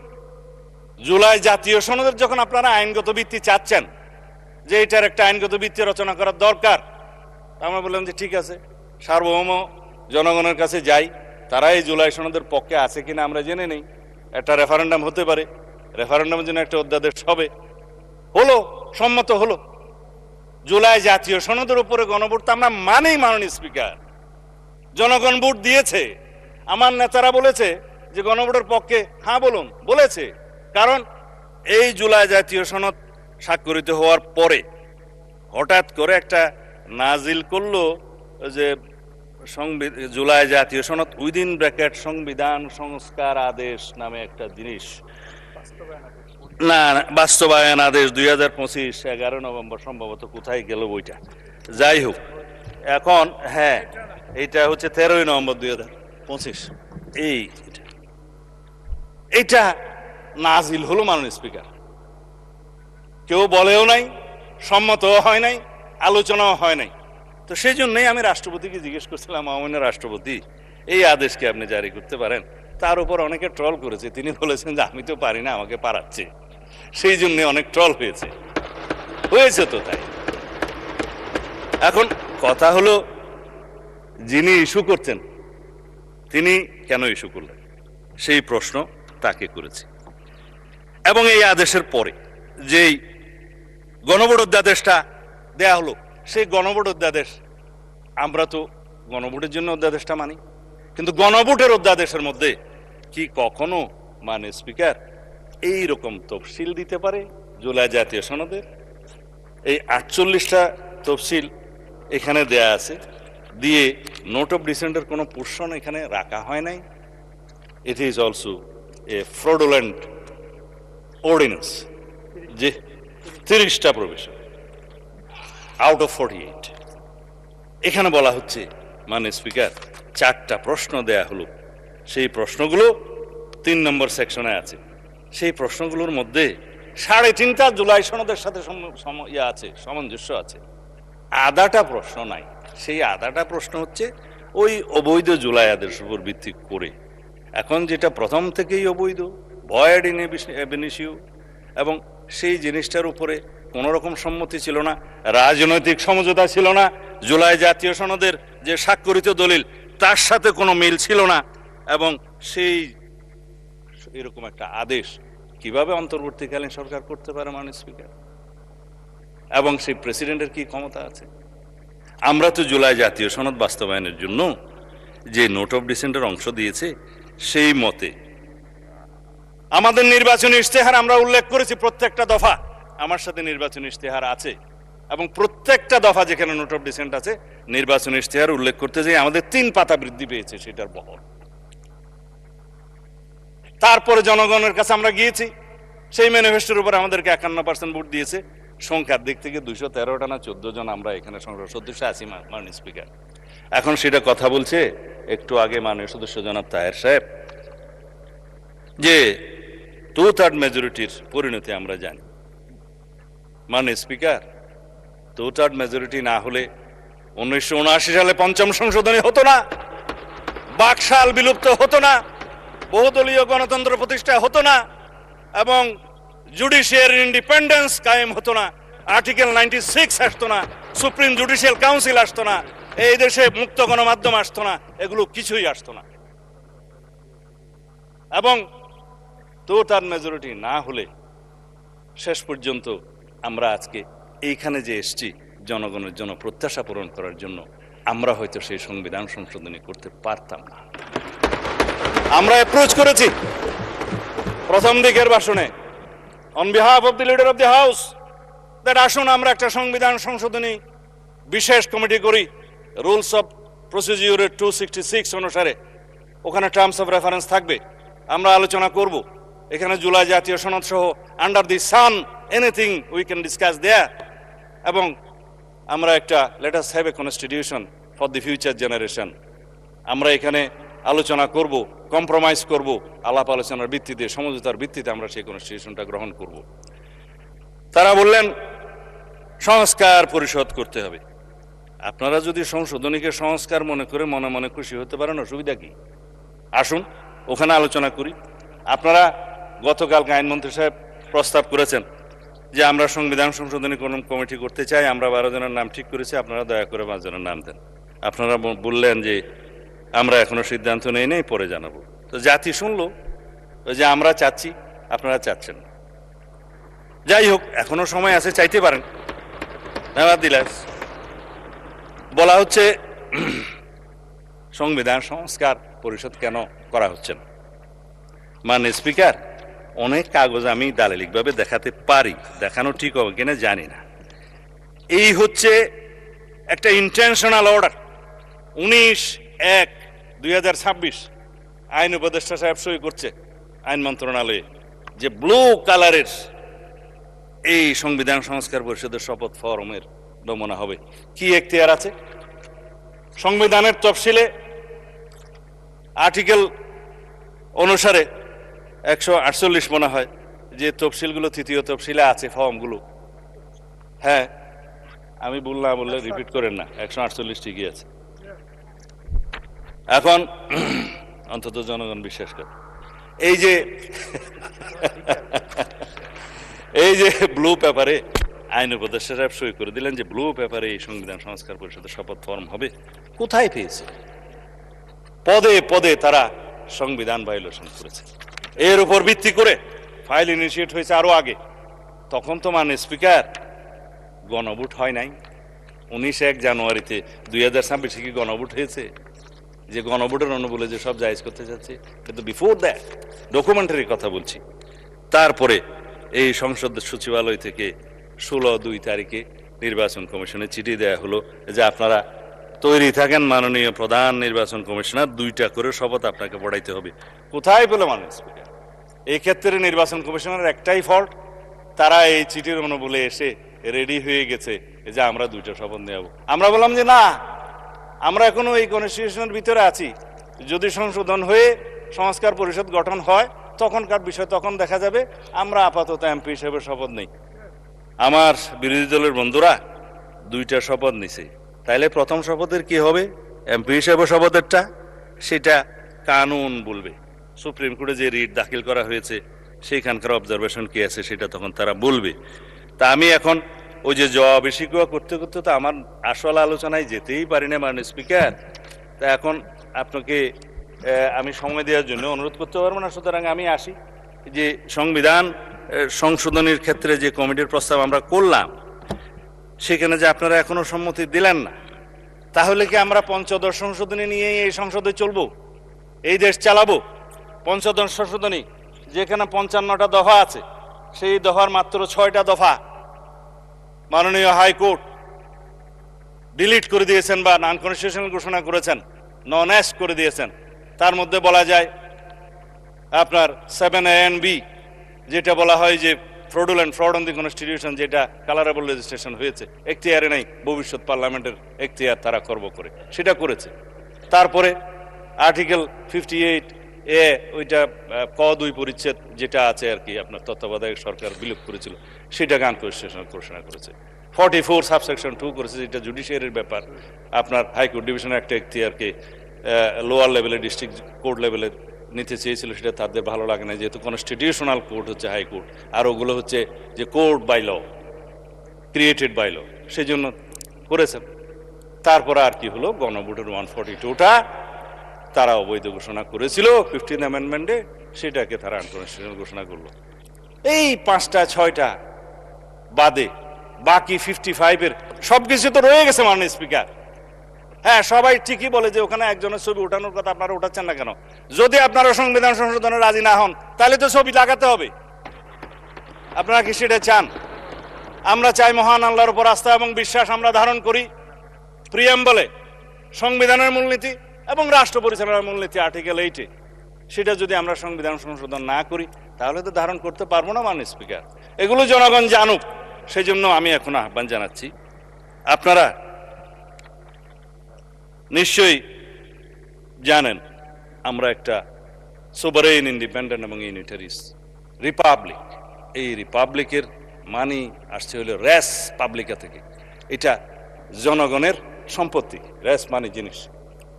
এই রিপাবলিকের মালিক জনগণ। আপনারা অনেকেই বক্তৃতা দিয়েছেন যে কনস্টিটিউশন তো মানুষের জন্য, মানুষ কনস্টিটিউশনের জন্য না, 100% সত্য। সুতরাং এই রিপাবলিকের যে মালিক জনগণ, তাদের পক্ষে যদি আমরা কনস্টিটিউশন অ্যামেন্ডমেন্ট করতে চাই, তাহলে আমাদেরকে এই সংবিধান সংশোধনী কমিটিতে আসতে হবে। মানে স্পিকার, বর্তমান দুনিয়ায় with new global order, new global economic order, new global south, balance and imbalance, এগুলো সবগুলোর সাথে তাল মিলিয়ে আমাদের নেতা মাননীয় প্রধানমন্ত্রী জনাব তারেক রহমান বিশ্ব স্বীকৃতি পেয়েছেন। 100 influential leaders of the world যে তালিকা হয়েছে তার মধ্যে পেয়েছে। আমরা তার নেতৃত্বে আছি, আমরা পেয়েছি তার কাছ থেকে প্ল্যান। তিনি বলেছেন আই হ্যাভ এ প্ল্যান, আমরা সবাই বলি উই হ্যাভ এ প্ল্যান। সেই প্ল্যান কি এবং সেই প্ল্যানের বাস্তবায়ন কি জাতি দেখতে শুরু করেছে মাননীয় স্পিকার। বিএনপি প্রতিশ্রুতি দেয়, বিএনপি প্রতিশ্রুতি রাখে। বিএনপির ইতিহাস 1971 সালের ইতিহাস, মহান স্বাধীনতার ঘোষক শহীদ রাষ্ট্রপতি জিয়াউর রহমানের। বিএনপির ইতিহাস 7ই নভেম্বরের ইতিহাস, এই দেশের সংবিধান এবং এই রাষ্ট্রকে রক্ষা করার ইতিহাস। বিএনপির ইতিহাস 1979 সালে বহুদলীয় গণতন্ত্র প্রতিষ্ঠার ইতিহাস। বিএনপির ইতিহাস 1991 সালের এই দেশের সংসদীয় রাজনীতি প্রবর্তনের ইতিহাস। বিএনপির ইতিহাস 1996 সালে তত্ত্বাবধায়ক সরকার পদ্ধতি প্রতিষ্ঠার ইতিহাস। বিএনপির ইতিহাস 1990, 2024-এর ছাত্র গণ অভ্যুত্থান এবং গণ অভ্যুত্থানের মধ্য দিয়ে এই দেশের বারবার গণতন্ত্রকে রক্ষা করার ইতিহাস। মাননীয় স্পিকার, সময় তো চলে গেল, মাগরিবের আজান পর্যন্ত অন্তত যাই, আপনি তো গরিব বিচাই দিতে পারেন। মাননীয় স্বরাষ্ট্রমন্ত্রী, আর 11 মিনিট পরে আজান হবে। তো ওই যে ঠিক আছে, আমি আন্দাজে বয়ান করবো না মাননীয় স্পিকার, আর তারপরে আপনি 10 মিনিটের মধ্যে শেষ করে দেন। ঠিক আছে, মাচ অবলাইজ। যাই হোক মাননীয় স্পিকার, আজকাল সামাজিক যোগাযোগ মাধ্যমে যা চলছে বাক ব্যক্তির স্বাধীনতার নামে, সেটাকে যদি নিয়ন্ত্রণ করা না যায়, আমরা যদি নিজে নিজে নিয়ন্ত্রণ না হই, এই জাতিকে আমরা কোথায় নিয়ে যাব জানি না।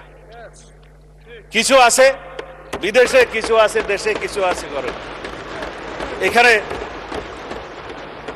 আমরা freedom of speech and freedom of press বলে কথা থাকে, এটাও আর্টিকেল 39 বিবৃত আছে। But it is subject to reasonable restriction imposed by the law in the greater interest of the state and public order. আরো কিছু কিছু আছে, তো সেই রিজনেবল রেস্ট্রিকশনটা তো কোর্ট দয়া করে বলতে পারে। আমরা আইন মন্ত্রণালয়কে, সংসদ বিষয়ক মন্ত্রীকে বলতে পারি যে এই রেস্ট্রিকশনগুলো কি আমরা এনাক্টমেন্টে আনতে পারবো? না হলে পিতার সাথে কন্যাকে জড়িয়ে, মাননীয় প্রধানমন্ত্রীর স্ত্রী কন্যাকে সহ জড়িয়ে যেভাবে বাংলাদেশে এই স্বাধীনতার নামে যেভাবে কুৎসিত কলঙ্কিত ধারা হচ্ছে, এটা বেশি দূর এগোতে পারবে না মাননীয় স্পিকার, আমরা পারবো না। আমাদের কালচারটা নষ্ট হয়ে যাবে, সামাজিক সোশ্যাল হারমোনি নষ্ট হয়ে যাবে, রিলিজিয়াস হারমোনি নষ্ট হয়ে যাবে, আমাদের এখানে অনেক কিছু অনাচার হবে। সেই জন্য অনেক সময় মাননীয় স্পিকার আমরা বলি যে আমরা তো কাউকে উল্লু ডাকতে পারি না এই মানুষ সংসদে, মহান সংসদে পারি না। কিন্তু এখন যে পরিমাণে দেখছি আবারও যে बर्बाद गुलिस्ता के लिए एक ही उल्लू काफी है। तो अभी घर घर बोले जे अगर हर शाख पे उल्लू बैठे हैं तो अंजाम गुलिस्ता क्या होगा। এখন যেভাবে ঘরে ঘরে আমরা এগুলাকে দেখছি দেশে বিদেশে, আমি নাম নেব না, অনেক ইউটিউবার এটা সেটা আছে মাননীয় স্পিকার, মনে হয় যেন পৃথিবীর একমাত্র বাক স্বাধীনতা তাদের আছে আর আমরা এখানে সব নিরহ জনগণ। কাউন্টার করলে বলে যাবে যে এটা বলেছে, আরো গালিগালাজ শুরু হবে। গালিগালাজের প্রতিযোগিতায় যদি মাননীয় স্পিকার কেউ চ্যাম্পিয়ন হতো, দেশে বিদেশে অনেকেই আছে, নাম বলবো না। যাই হোক, এখন আমি অনুরোধ করবো আমার নবীন বন্ধুদের, ৭১-এর চেতনা বিক্রি করতে করতে একটা দল নিঃশেষ হয়ে গিয়েছে, পালিয়ে যেতে বাধ্য হয়েছে। আমরা সবাই জুলাইয়ের চেতনাকে যেন রাজনৈতিক ব্যবসা হিসেবে, জুলাই আমাদের সবার, জুলাই আমাদের চেতনা, কিন্তু আমরা নেব স্পিরিটটা। জুলাই কি চেয়েছিল, আমাদের শহীদরা কি চেয়েছিল, আমাদের ছাত্রগণ অভ্যুত্থানের মূল স্পিরিট কি ছিল, এটাকেই আমরা ধারণ করি। কিন্তু কৃতিত্বকে যেন আমরা ধারণ না করি, আমরা কেউ কৃতিত্ব নেব না। এই দেশের সকল জনগণ যারা ফেসিবাদ বিরোধী গণতান্ত্রিক আন্দোলনে অংশগ্রহণ করেছে দীর্ঘ ধারাবাহিক প্রক্রিয়ায়, সেই 2009 থেকে 2024 পর্যন্ত এই রক্তের সমান মাটি দিয়ে যারা এসেছে, সবাই এর কৃতিত্বের দাবিদার, আমরা কেউ। আমরা হয়তো কেউ কখনো সেই ধারাবাহিকতায় গুম হয়েছি, ফাঁসির কাস্টে গিয়েছি, কেউ আজও পর্যন্ত ফিরে আসে নাই, সবাই আমরা ভাগিদার। সুতরাং আমি বলবো, আমরা এই যে ইলেকশন ইঞ্জিনিয়ারিং এর কথা বললাম, এই জাতীয় বক্তব্য যেন আমরা না দিই, যেটা ইন্টারন্যাশনালি অ্যাকসেপ্টেড, সেই হিসাবে যেন আমরা যাই। আমি একটা বিষয় ভুলে যাচ্ছি, আমরা এই শোকের দিনে নিজেরা বোধহয় আওয়ামী লীগের সময় নির্যাতনের, নিপীড়নের, লুটপাটের কাহিনী সবাই ভুলে যাচ্ছি মাননীয় স্পিকার। নিজেদের মধ্যে আমরা মুক্তিযোদ্ধা, অমুক্তিযোদ্ধা, ৭১, ৭২ করতে করতে আমরা যেন সেই স্মৃতি বিস্মৃত হয়ে যাচ্ছি, সেটা যেন আমরা না বলি। ক্ষুদ্র একখান কাগজ নিয়ে এসেছি মাননীয় speaker, state of the state economy, white paper on state of the Bangladesh economy since 2009 to 2023. It is made by and headed by Debapriya Bhattacharya, আপনারা জানেন রিনাউন্ড ইকোনমিস্ট। একটা শ্বেতপত্র সেল করেছিলেন ইন্টারিম গভর্নমেন্টের সময়। কি বলেছে তারা আওয়ামী লীগের সময়ের এই কাহিনী, শুধু আর্থিক লুটপাটের কথা বলছে। Between 2009 and 2023 illicit financial outflows average $16 billion annually, more than double the combined bill of the foreign aid and FDI inflows. এখন বলছে সেগুলো দিয়ে আমরা এই যে having tax exemptions could double the education, আমাদের এডুকেশন ফান্ডকে দ্বিগুণ করা যেত, অ্যান্ড ট্রিপল হেলথ এডুকেশন, 3 গুণ করা যেত স্বাস্থ্য বাজেটের। তারপরে বলছে পাবলিক ইনভেস্টমেন্টের ক্ষেত্রে 70% পর্যন্ত অ্যাভারেজ কস্ট বাড়ানো হয়েছে, ওভার 5 years টাইম বাড়ানো হয়েছে। এখানে 2,80,000 কোটি টাকা বাংলাদেশের অপচয় হয়েছে মাননীয় স্পিকার। আপনাদের ডিস্টর্টেড করেছে সাপ্লাই চেইন, এবং পলিটিক্যাল ইনফ্লুয়েন্সে, পলিটিক্যাল কনসিডারেশনে যে সমস্ত লোন দেয়া হয়েছে তার পরিমাণ এত বেশি, বলছে যে 14টা ঢাকা মেট্রো সিস্টেম করা যেত, 24টা পদ্মা ব্রিজ বানানো যেত তা দিয়ে, আওয়ামী লীগের ইতিহাসের সময়। লেবার মাইগ্রেশনের মধ্যে দিয়ে over the last ডিকেডস BDT Bangladesh টাকায় 13,04,00,000 crore, 13 লক্ষ কোটি টাকারও বেশি, 1.34 ট্রিলিয়ন, এটা শুধু ফানেল হয়েছে, সাইফন্ড হয়েছে ফন্ডের মাধ্যমে বিদেশে আওয়ামী লীগের সময়। আর সোশ্যাল সেফটি নেটওয়ার্কের সময় বলেছে বিষয়ে যে ভালনারেবল পিপলের ক্ষেত্রে as per 2022 73% of the social safety net beneficiaries were classified as non-poor. তার মানে আওয়ামী লীগের বিবেচনায় যারা যারা দরিদ্র তাদেরকে সোশ্যাল সেফটি নেটওয়ার্কের মধ্যে নিয়ে আসছে, অর্থাৎ ধনীরা এই সমস্ত সেফটি নেটওয়ার্কের মধ্যে ছিল। এই হয়েছে একটা টোটাল করাপশনের চিত্র মাননীয় স্পিকার। এর বেশি বলবো না, শুধু এখানে একটা মুদ্রা লাইন যে 2009 থেকে 2024 এই সময় পর্যন্ত আওয়ামী রেজিমে 30 লক্ষ কোটি টাকা প্রায় বিদেশে পাচার হয়েছে, এই সেই রিপোর্ট। বলা হয় 29,25,000, এটা অ্যাপ্রক্সিমেটলি 30 লক্ষ কোটি টাকা বাংলাদেশ থেকে পাচার হয়েছে মাননীয় স্পিকার। এই হলো আওয়ামী চিত্র। আর আমরা এখানে বাহাস করতেছি কে মুক্তিযোদ্ধা কে মুক্তিযোদ্ধা না। আমরা আসুন সবাই সম্মিলিতভাবে বিদেশে পাচারকৃত এই সমস্ত অর্থ ফেরত আনার ব্যবস্থা করি। আজকে শুনে আরো খুশি হয়েছে মাননীয় স্পিকার যে বলে যে আমরা তো বিরোধী দল না। হ্যাঁ, আপনারা বিরোধী দল, আপনারা সরকারি দলে আসার জন্য কসরত করবেন, এটাই হচ্ছে নিয়ম, এটাই পার্লামেন্টের রীতি। তবে আমি জেনে আরো খুশি হয়েছি যে আপনারা শ্যাডো মিনিস্ট্রি করেছেন, ছায়া মন্ত্রিসভা। ছায়া মন্ত্রিসভা করলে মাননীয় স্পিকার দুইটা লাভ, একটা হলো যে দায়িত্ববোধ বাড়ে, আর একটা হলো যে উজিরে খামকা অথবা মন্ত্রী ভাবের একটা সুখ পাওয়া যায়। তো আমি অভিনন্দন জানাই যে আসুন আমরা শ্যাডো মিনিস্ট্রি হিসেবে আপনারা ডিক্লেয়ার করুন, কাউন্টার পার্ট হিসেবে আমার বিপরীতে মনে হয় আমার সোজাসুজি আছে হোম মিনিস্টার সাহেব শ্যাডো। আমরা পরস্পর তথ্য বিনিময় করব, আমরা যোগাযোগ রাখবো, কথা বলবো। তবে না, আমি আপনাকে হোম মিনিস্টার খেতাব দেশে সুখী হওয়া দরকার। তো যাই, মাননীয় স্পিকার ব্যাংকের বিষয়ে কথা বলছে, বলে যে না আমাদের কোনো ব্যাংক ট্যাঙ্ক নাই, কিন্তু আবার যখন কথা বলছে তার মধ্যে আবার কৃতিত্ব অন করছে যে কিছু সংখ্যক লোক করেছে, সেটা কৃতিত্ব নিয়েছে এসে। মাননীয় স্পিকার ব্যাংক টাকা তো ভালো, অস্বীকার করার দরকার, তবে শুধুমাত্র দুষ্ট লোকেরা বলে যে কত পার্সেন্ট শেয়ার কার আছে এটা একটু খোলাসা করা দরকার। তাহলে পরে এই যে ব্যাংক দখল হয়েছে মাননীয় স্পিকার ইন্টারিম গভর্নমেন্টের সময়, ব্যাংক দখল হয়েছে আওয়ামী লীগের সময়, দখল হয়েছে, স্টাইলটা একটু ভিন্ন ছিল মাননীয় স্পিকার। কেউ সরকারি ইন্টেলিজেন্স ব্যবহার করে হোটেলে ডেকে নিয়ে এসে করেছে, আর কেউ সরাসরি নারাই তাকবীর আল্লাহু আকবার বলে নেমে গেছে। স্টাইলটাই ছিল ভিন্ন, দখল হয়েছে মাননীয় স্পিকার। এখন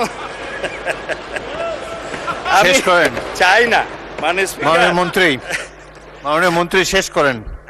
আমার সময় কমে যাচ্ছে। যাই হোক মাননীয় স্পিকার, এই সংস্কার না নিয়ে কথা বললে মানুষ আবার আমাকে গালি দিবে। ইন্টারিম গভর্নমেন্টের সময় 3টা শব্দ খুব বেশি বাজার পেয়েছে, একটা হচ্ছে সংস্কার, আর একটা হচ্ছে বিচার, আর একটা হচ্ছে নির্বাচন।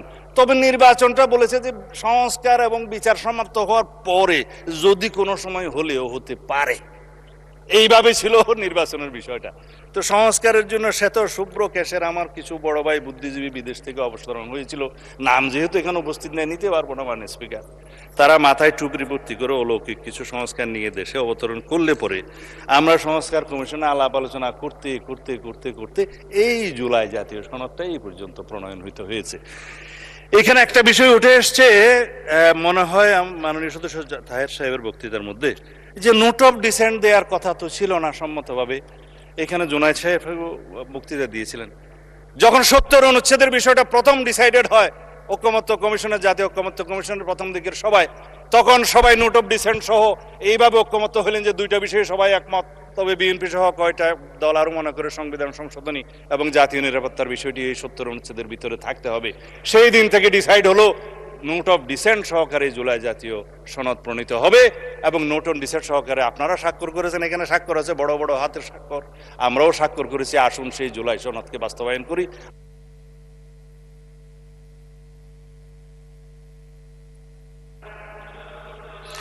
আপনি আজানের অপেক্ষায় আছেন? আচ্ছা চালান, আজান পর্যন্ত বলেন। হ্যাঁ ঠিক আছে মাননীয় স্পিকার, খাঁটি প্র্যাকটিসিং মুসলিম তো আজান দিলে নিজেই বন্ধ হয়ে যাবো। যাই হোক মাননীয় স্পিকার, আমি আসলে বলতে চেয়েছিলাম সংস্কার হচ্ছে একটা চলমান প্রক্রিয়া। এই সংস্কার শহীদ রাষ্ট্রপতি জিয়াউর রহমানের সময় শুরু হয়েছিল, দেশনেত্রী বেগম খালেদা জিয়া এটা টেনে নিয়ে গেছেন, এবং জনাব তারেক রহমান এই সংস্কারের প্রস্তাব দিয়েছেন, 31 দফা প্রণয়ন করেছেন। আমরা নির্বাচনী ইশতেহারে সেটা ধারণ করেছি। জুলাই জাতীয় সনদের মধ্যে আমরা অনেক কিছুই পেয়েছি, আবার অনেক কিছুই পাইনি, যেগুলো আমাদেরকে 31 দফার ভিত্তিতে করতে হবে। সংবিধানে অনেক কিছু আনতে হবে, যা আমরা সম্মত হয়েছিলাম জুলাই জাতীয় সনদে সেরকম অনেক বিষয় আসেনি, যেমন সংবিধানের 3টা তফসিল, জনাব শেখ মুজিবুর রহমানের ভাষণ সহ সবকিছু সংবিধান হয়ে গেছে মাননীয় স্পিকার। এগুলো আমাদেরকে তো বিলুপ্ত করতে হবে। পঞ্চদশ সংশোধনীর সমস্ত তফসিলগুলো 5, 6 এবং 7 তফসিলগুলো আমাদের বিলুপ্ত করতে হবে। একমত হয়েছিলাম, সনদে আসে নাই, একটা বাদ গিয়েছে। আমরা একমত হয়েছিলাম এই সমস্ত ছবি টানানোর কার কার যেন একটা বিধান আছে আর্টিকেল 4-এ, সেই ছবি টানানোর বিষয়ে আমরা ছবি বিলুপ্ত করার জন্য ঐকমত্য কমিশনের প্রস্তাব, সংস্কার কমিশনের প্রস্তাবে আমরা একমত হয়েছিলাম। কিন্তু সনদ যখন স্বাক্ষর করলাম তখন ওইটা নাই, বললো যে 2-1টা বামপন্থী দল নারাজ হয়ে গেছে, এটা থাক। তাই বললাম এখানে যদি আপনারা খুশি করার জন্য সনদ স্বাক্ষর করেন তো করতে পারেন, কিন্তু মাননীয় স্পিকার আমাদের একটা তাগাদা ছিল যে এরা সংস্কারের বাহানায় যদি নির্বাচনটা না হতে দেয় সেজন্য আমরা সবকিছুতে আপোষ করে জুলাই জাতীয় সনদও স্বাক্ষর করেছি। আমরা একত্রিত হয়েছি, সমঝোতা হয়েছে এবং নির্বাচনের স্বার্থে আমরা অনেক কথা বলি নাই। যখন অবৈধ এই যে আনকনস্টিটিউশনাল এক্সট্রা কনস্টিটিউশনাল অর্ডারটা প্রেসিডেন্ট জারি করলেন, আমরা ফুল বডি স্ট্যান্ডিং কমিটি আমরা প্রেস ব্রিফিং করে গুলশান অফিসে বলেছি যে বিএনপি এবং অন্যান্য আমাদের সাথে যারা আছে যুগপৎ আন্দোলনে, তারা আমরা কেউ জুলাই জাতীয় সনদের বাইরে অন্য কিছু মানতে রাজি না। রেকর্ডেড আছে, ভিডিও আছে, প্রেসে আছে, সব জায়গায় আছে, ঘোষণা আছে। আজান দিয়েছে মাননীয় স্পিকার, আপনাকে ধন্যবাদ। মাননীয় বিরোধী দলীয় সদস্যবৃন্দকে আপনাদের ধৈর্য সহকারে বক্তব্য শোনার জন্য ধন্যবাদ। মাননীয় সদস্যবৃন্দ, সংসদের বৈঠক মাগরিবের নামাজের জন্য 30 মিনিটের বিরতি দেওয়া হলো। 30 মিনিটের বিরতি দেওয়া হলো। সবাইকে ধন্যবাদ।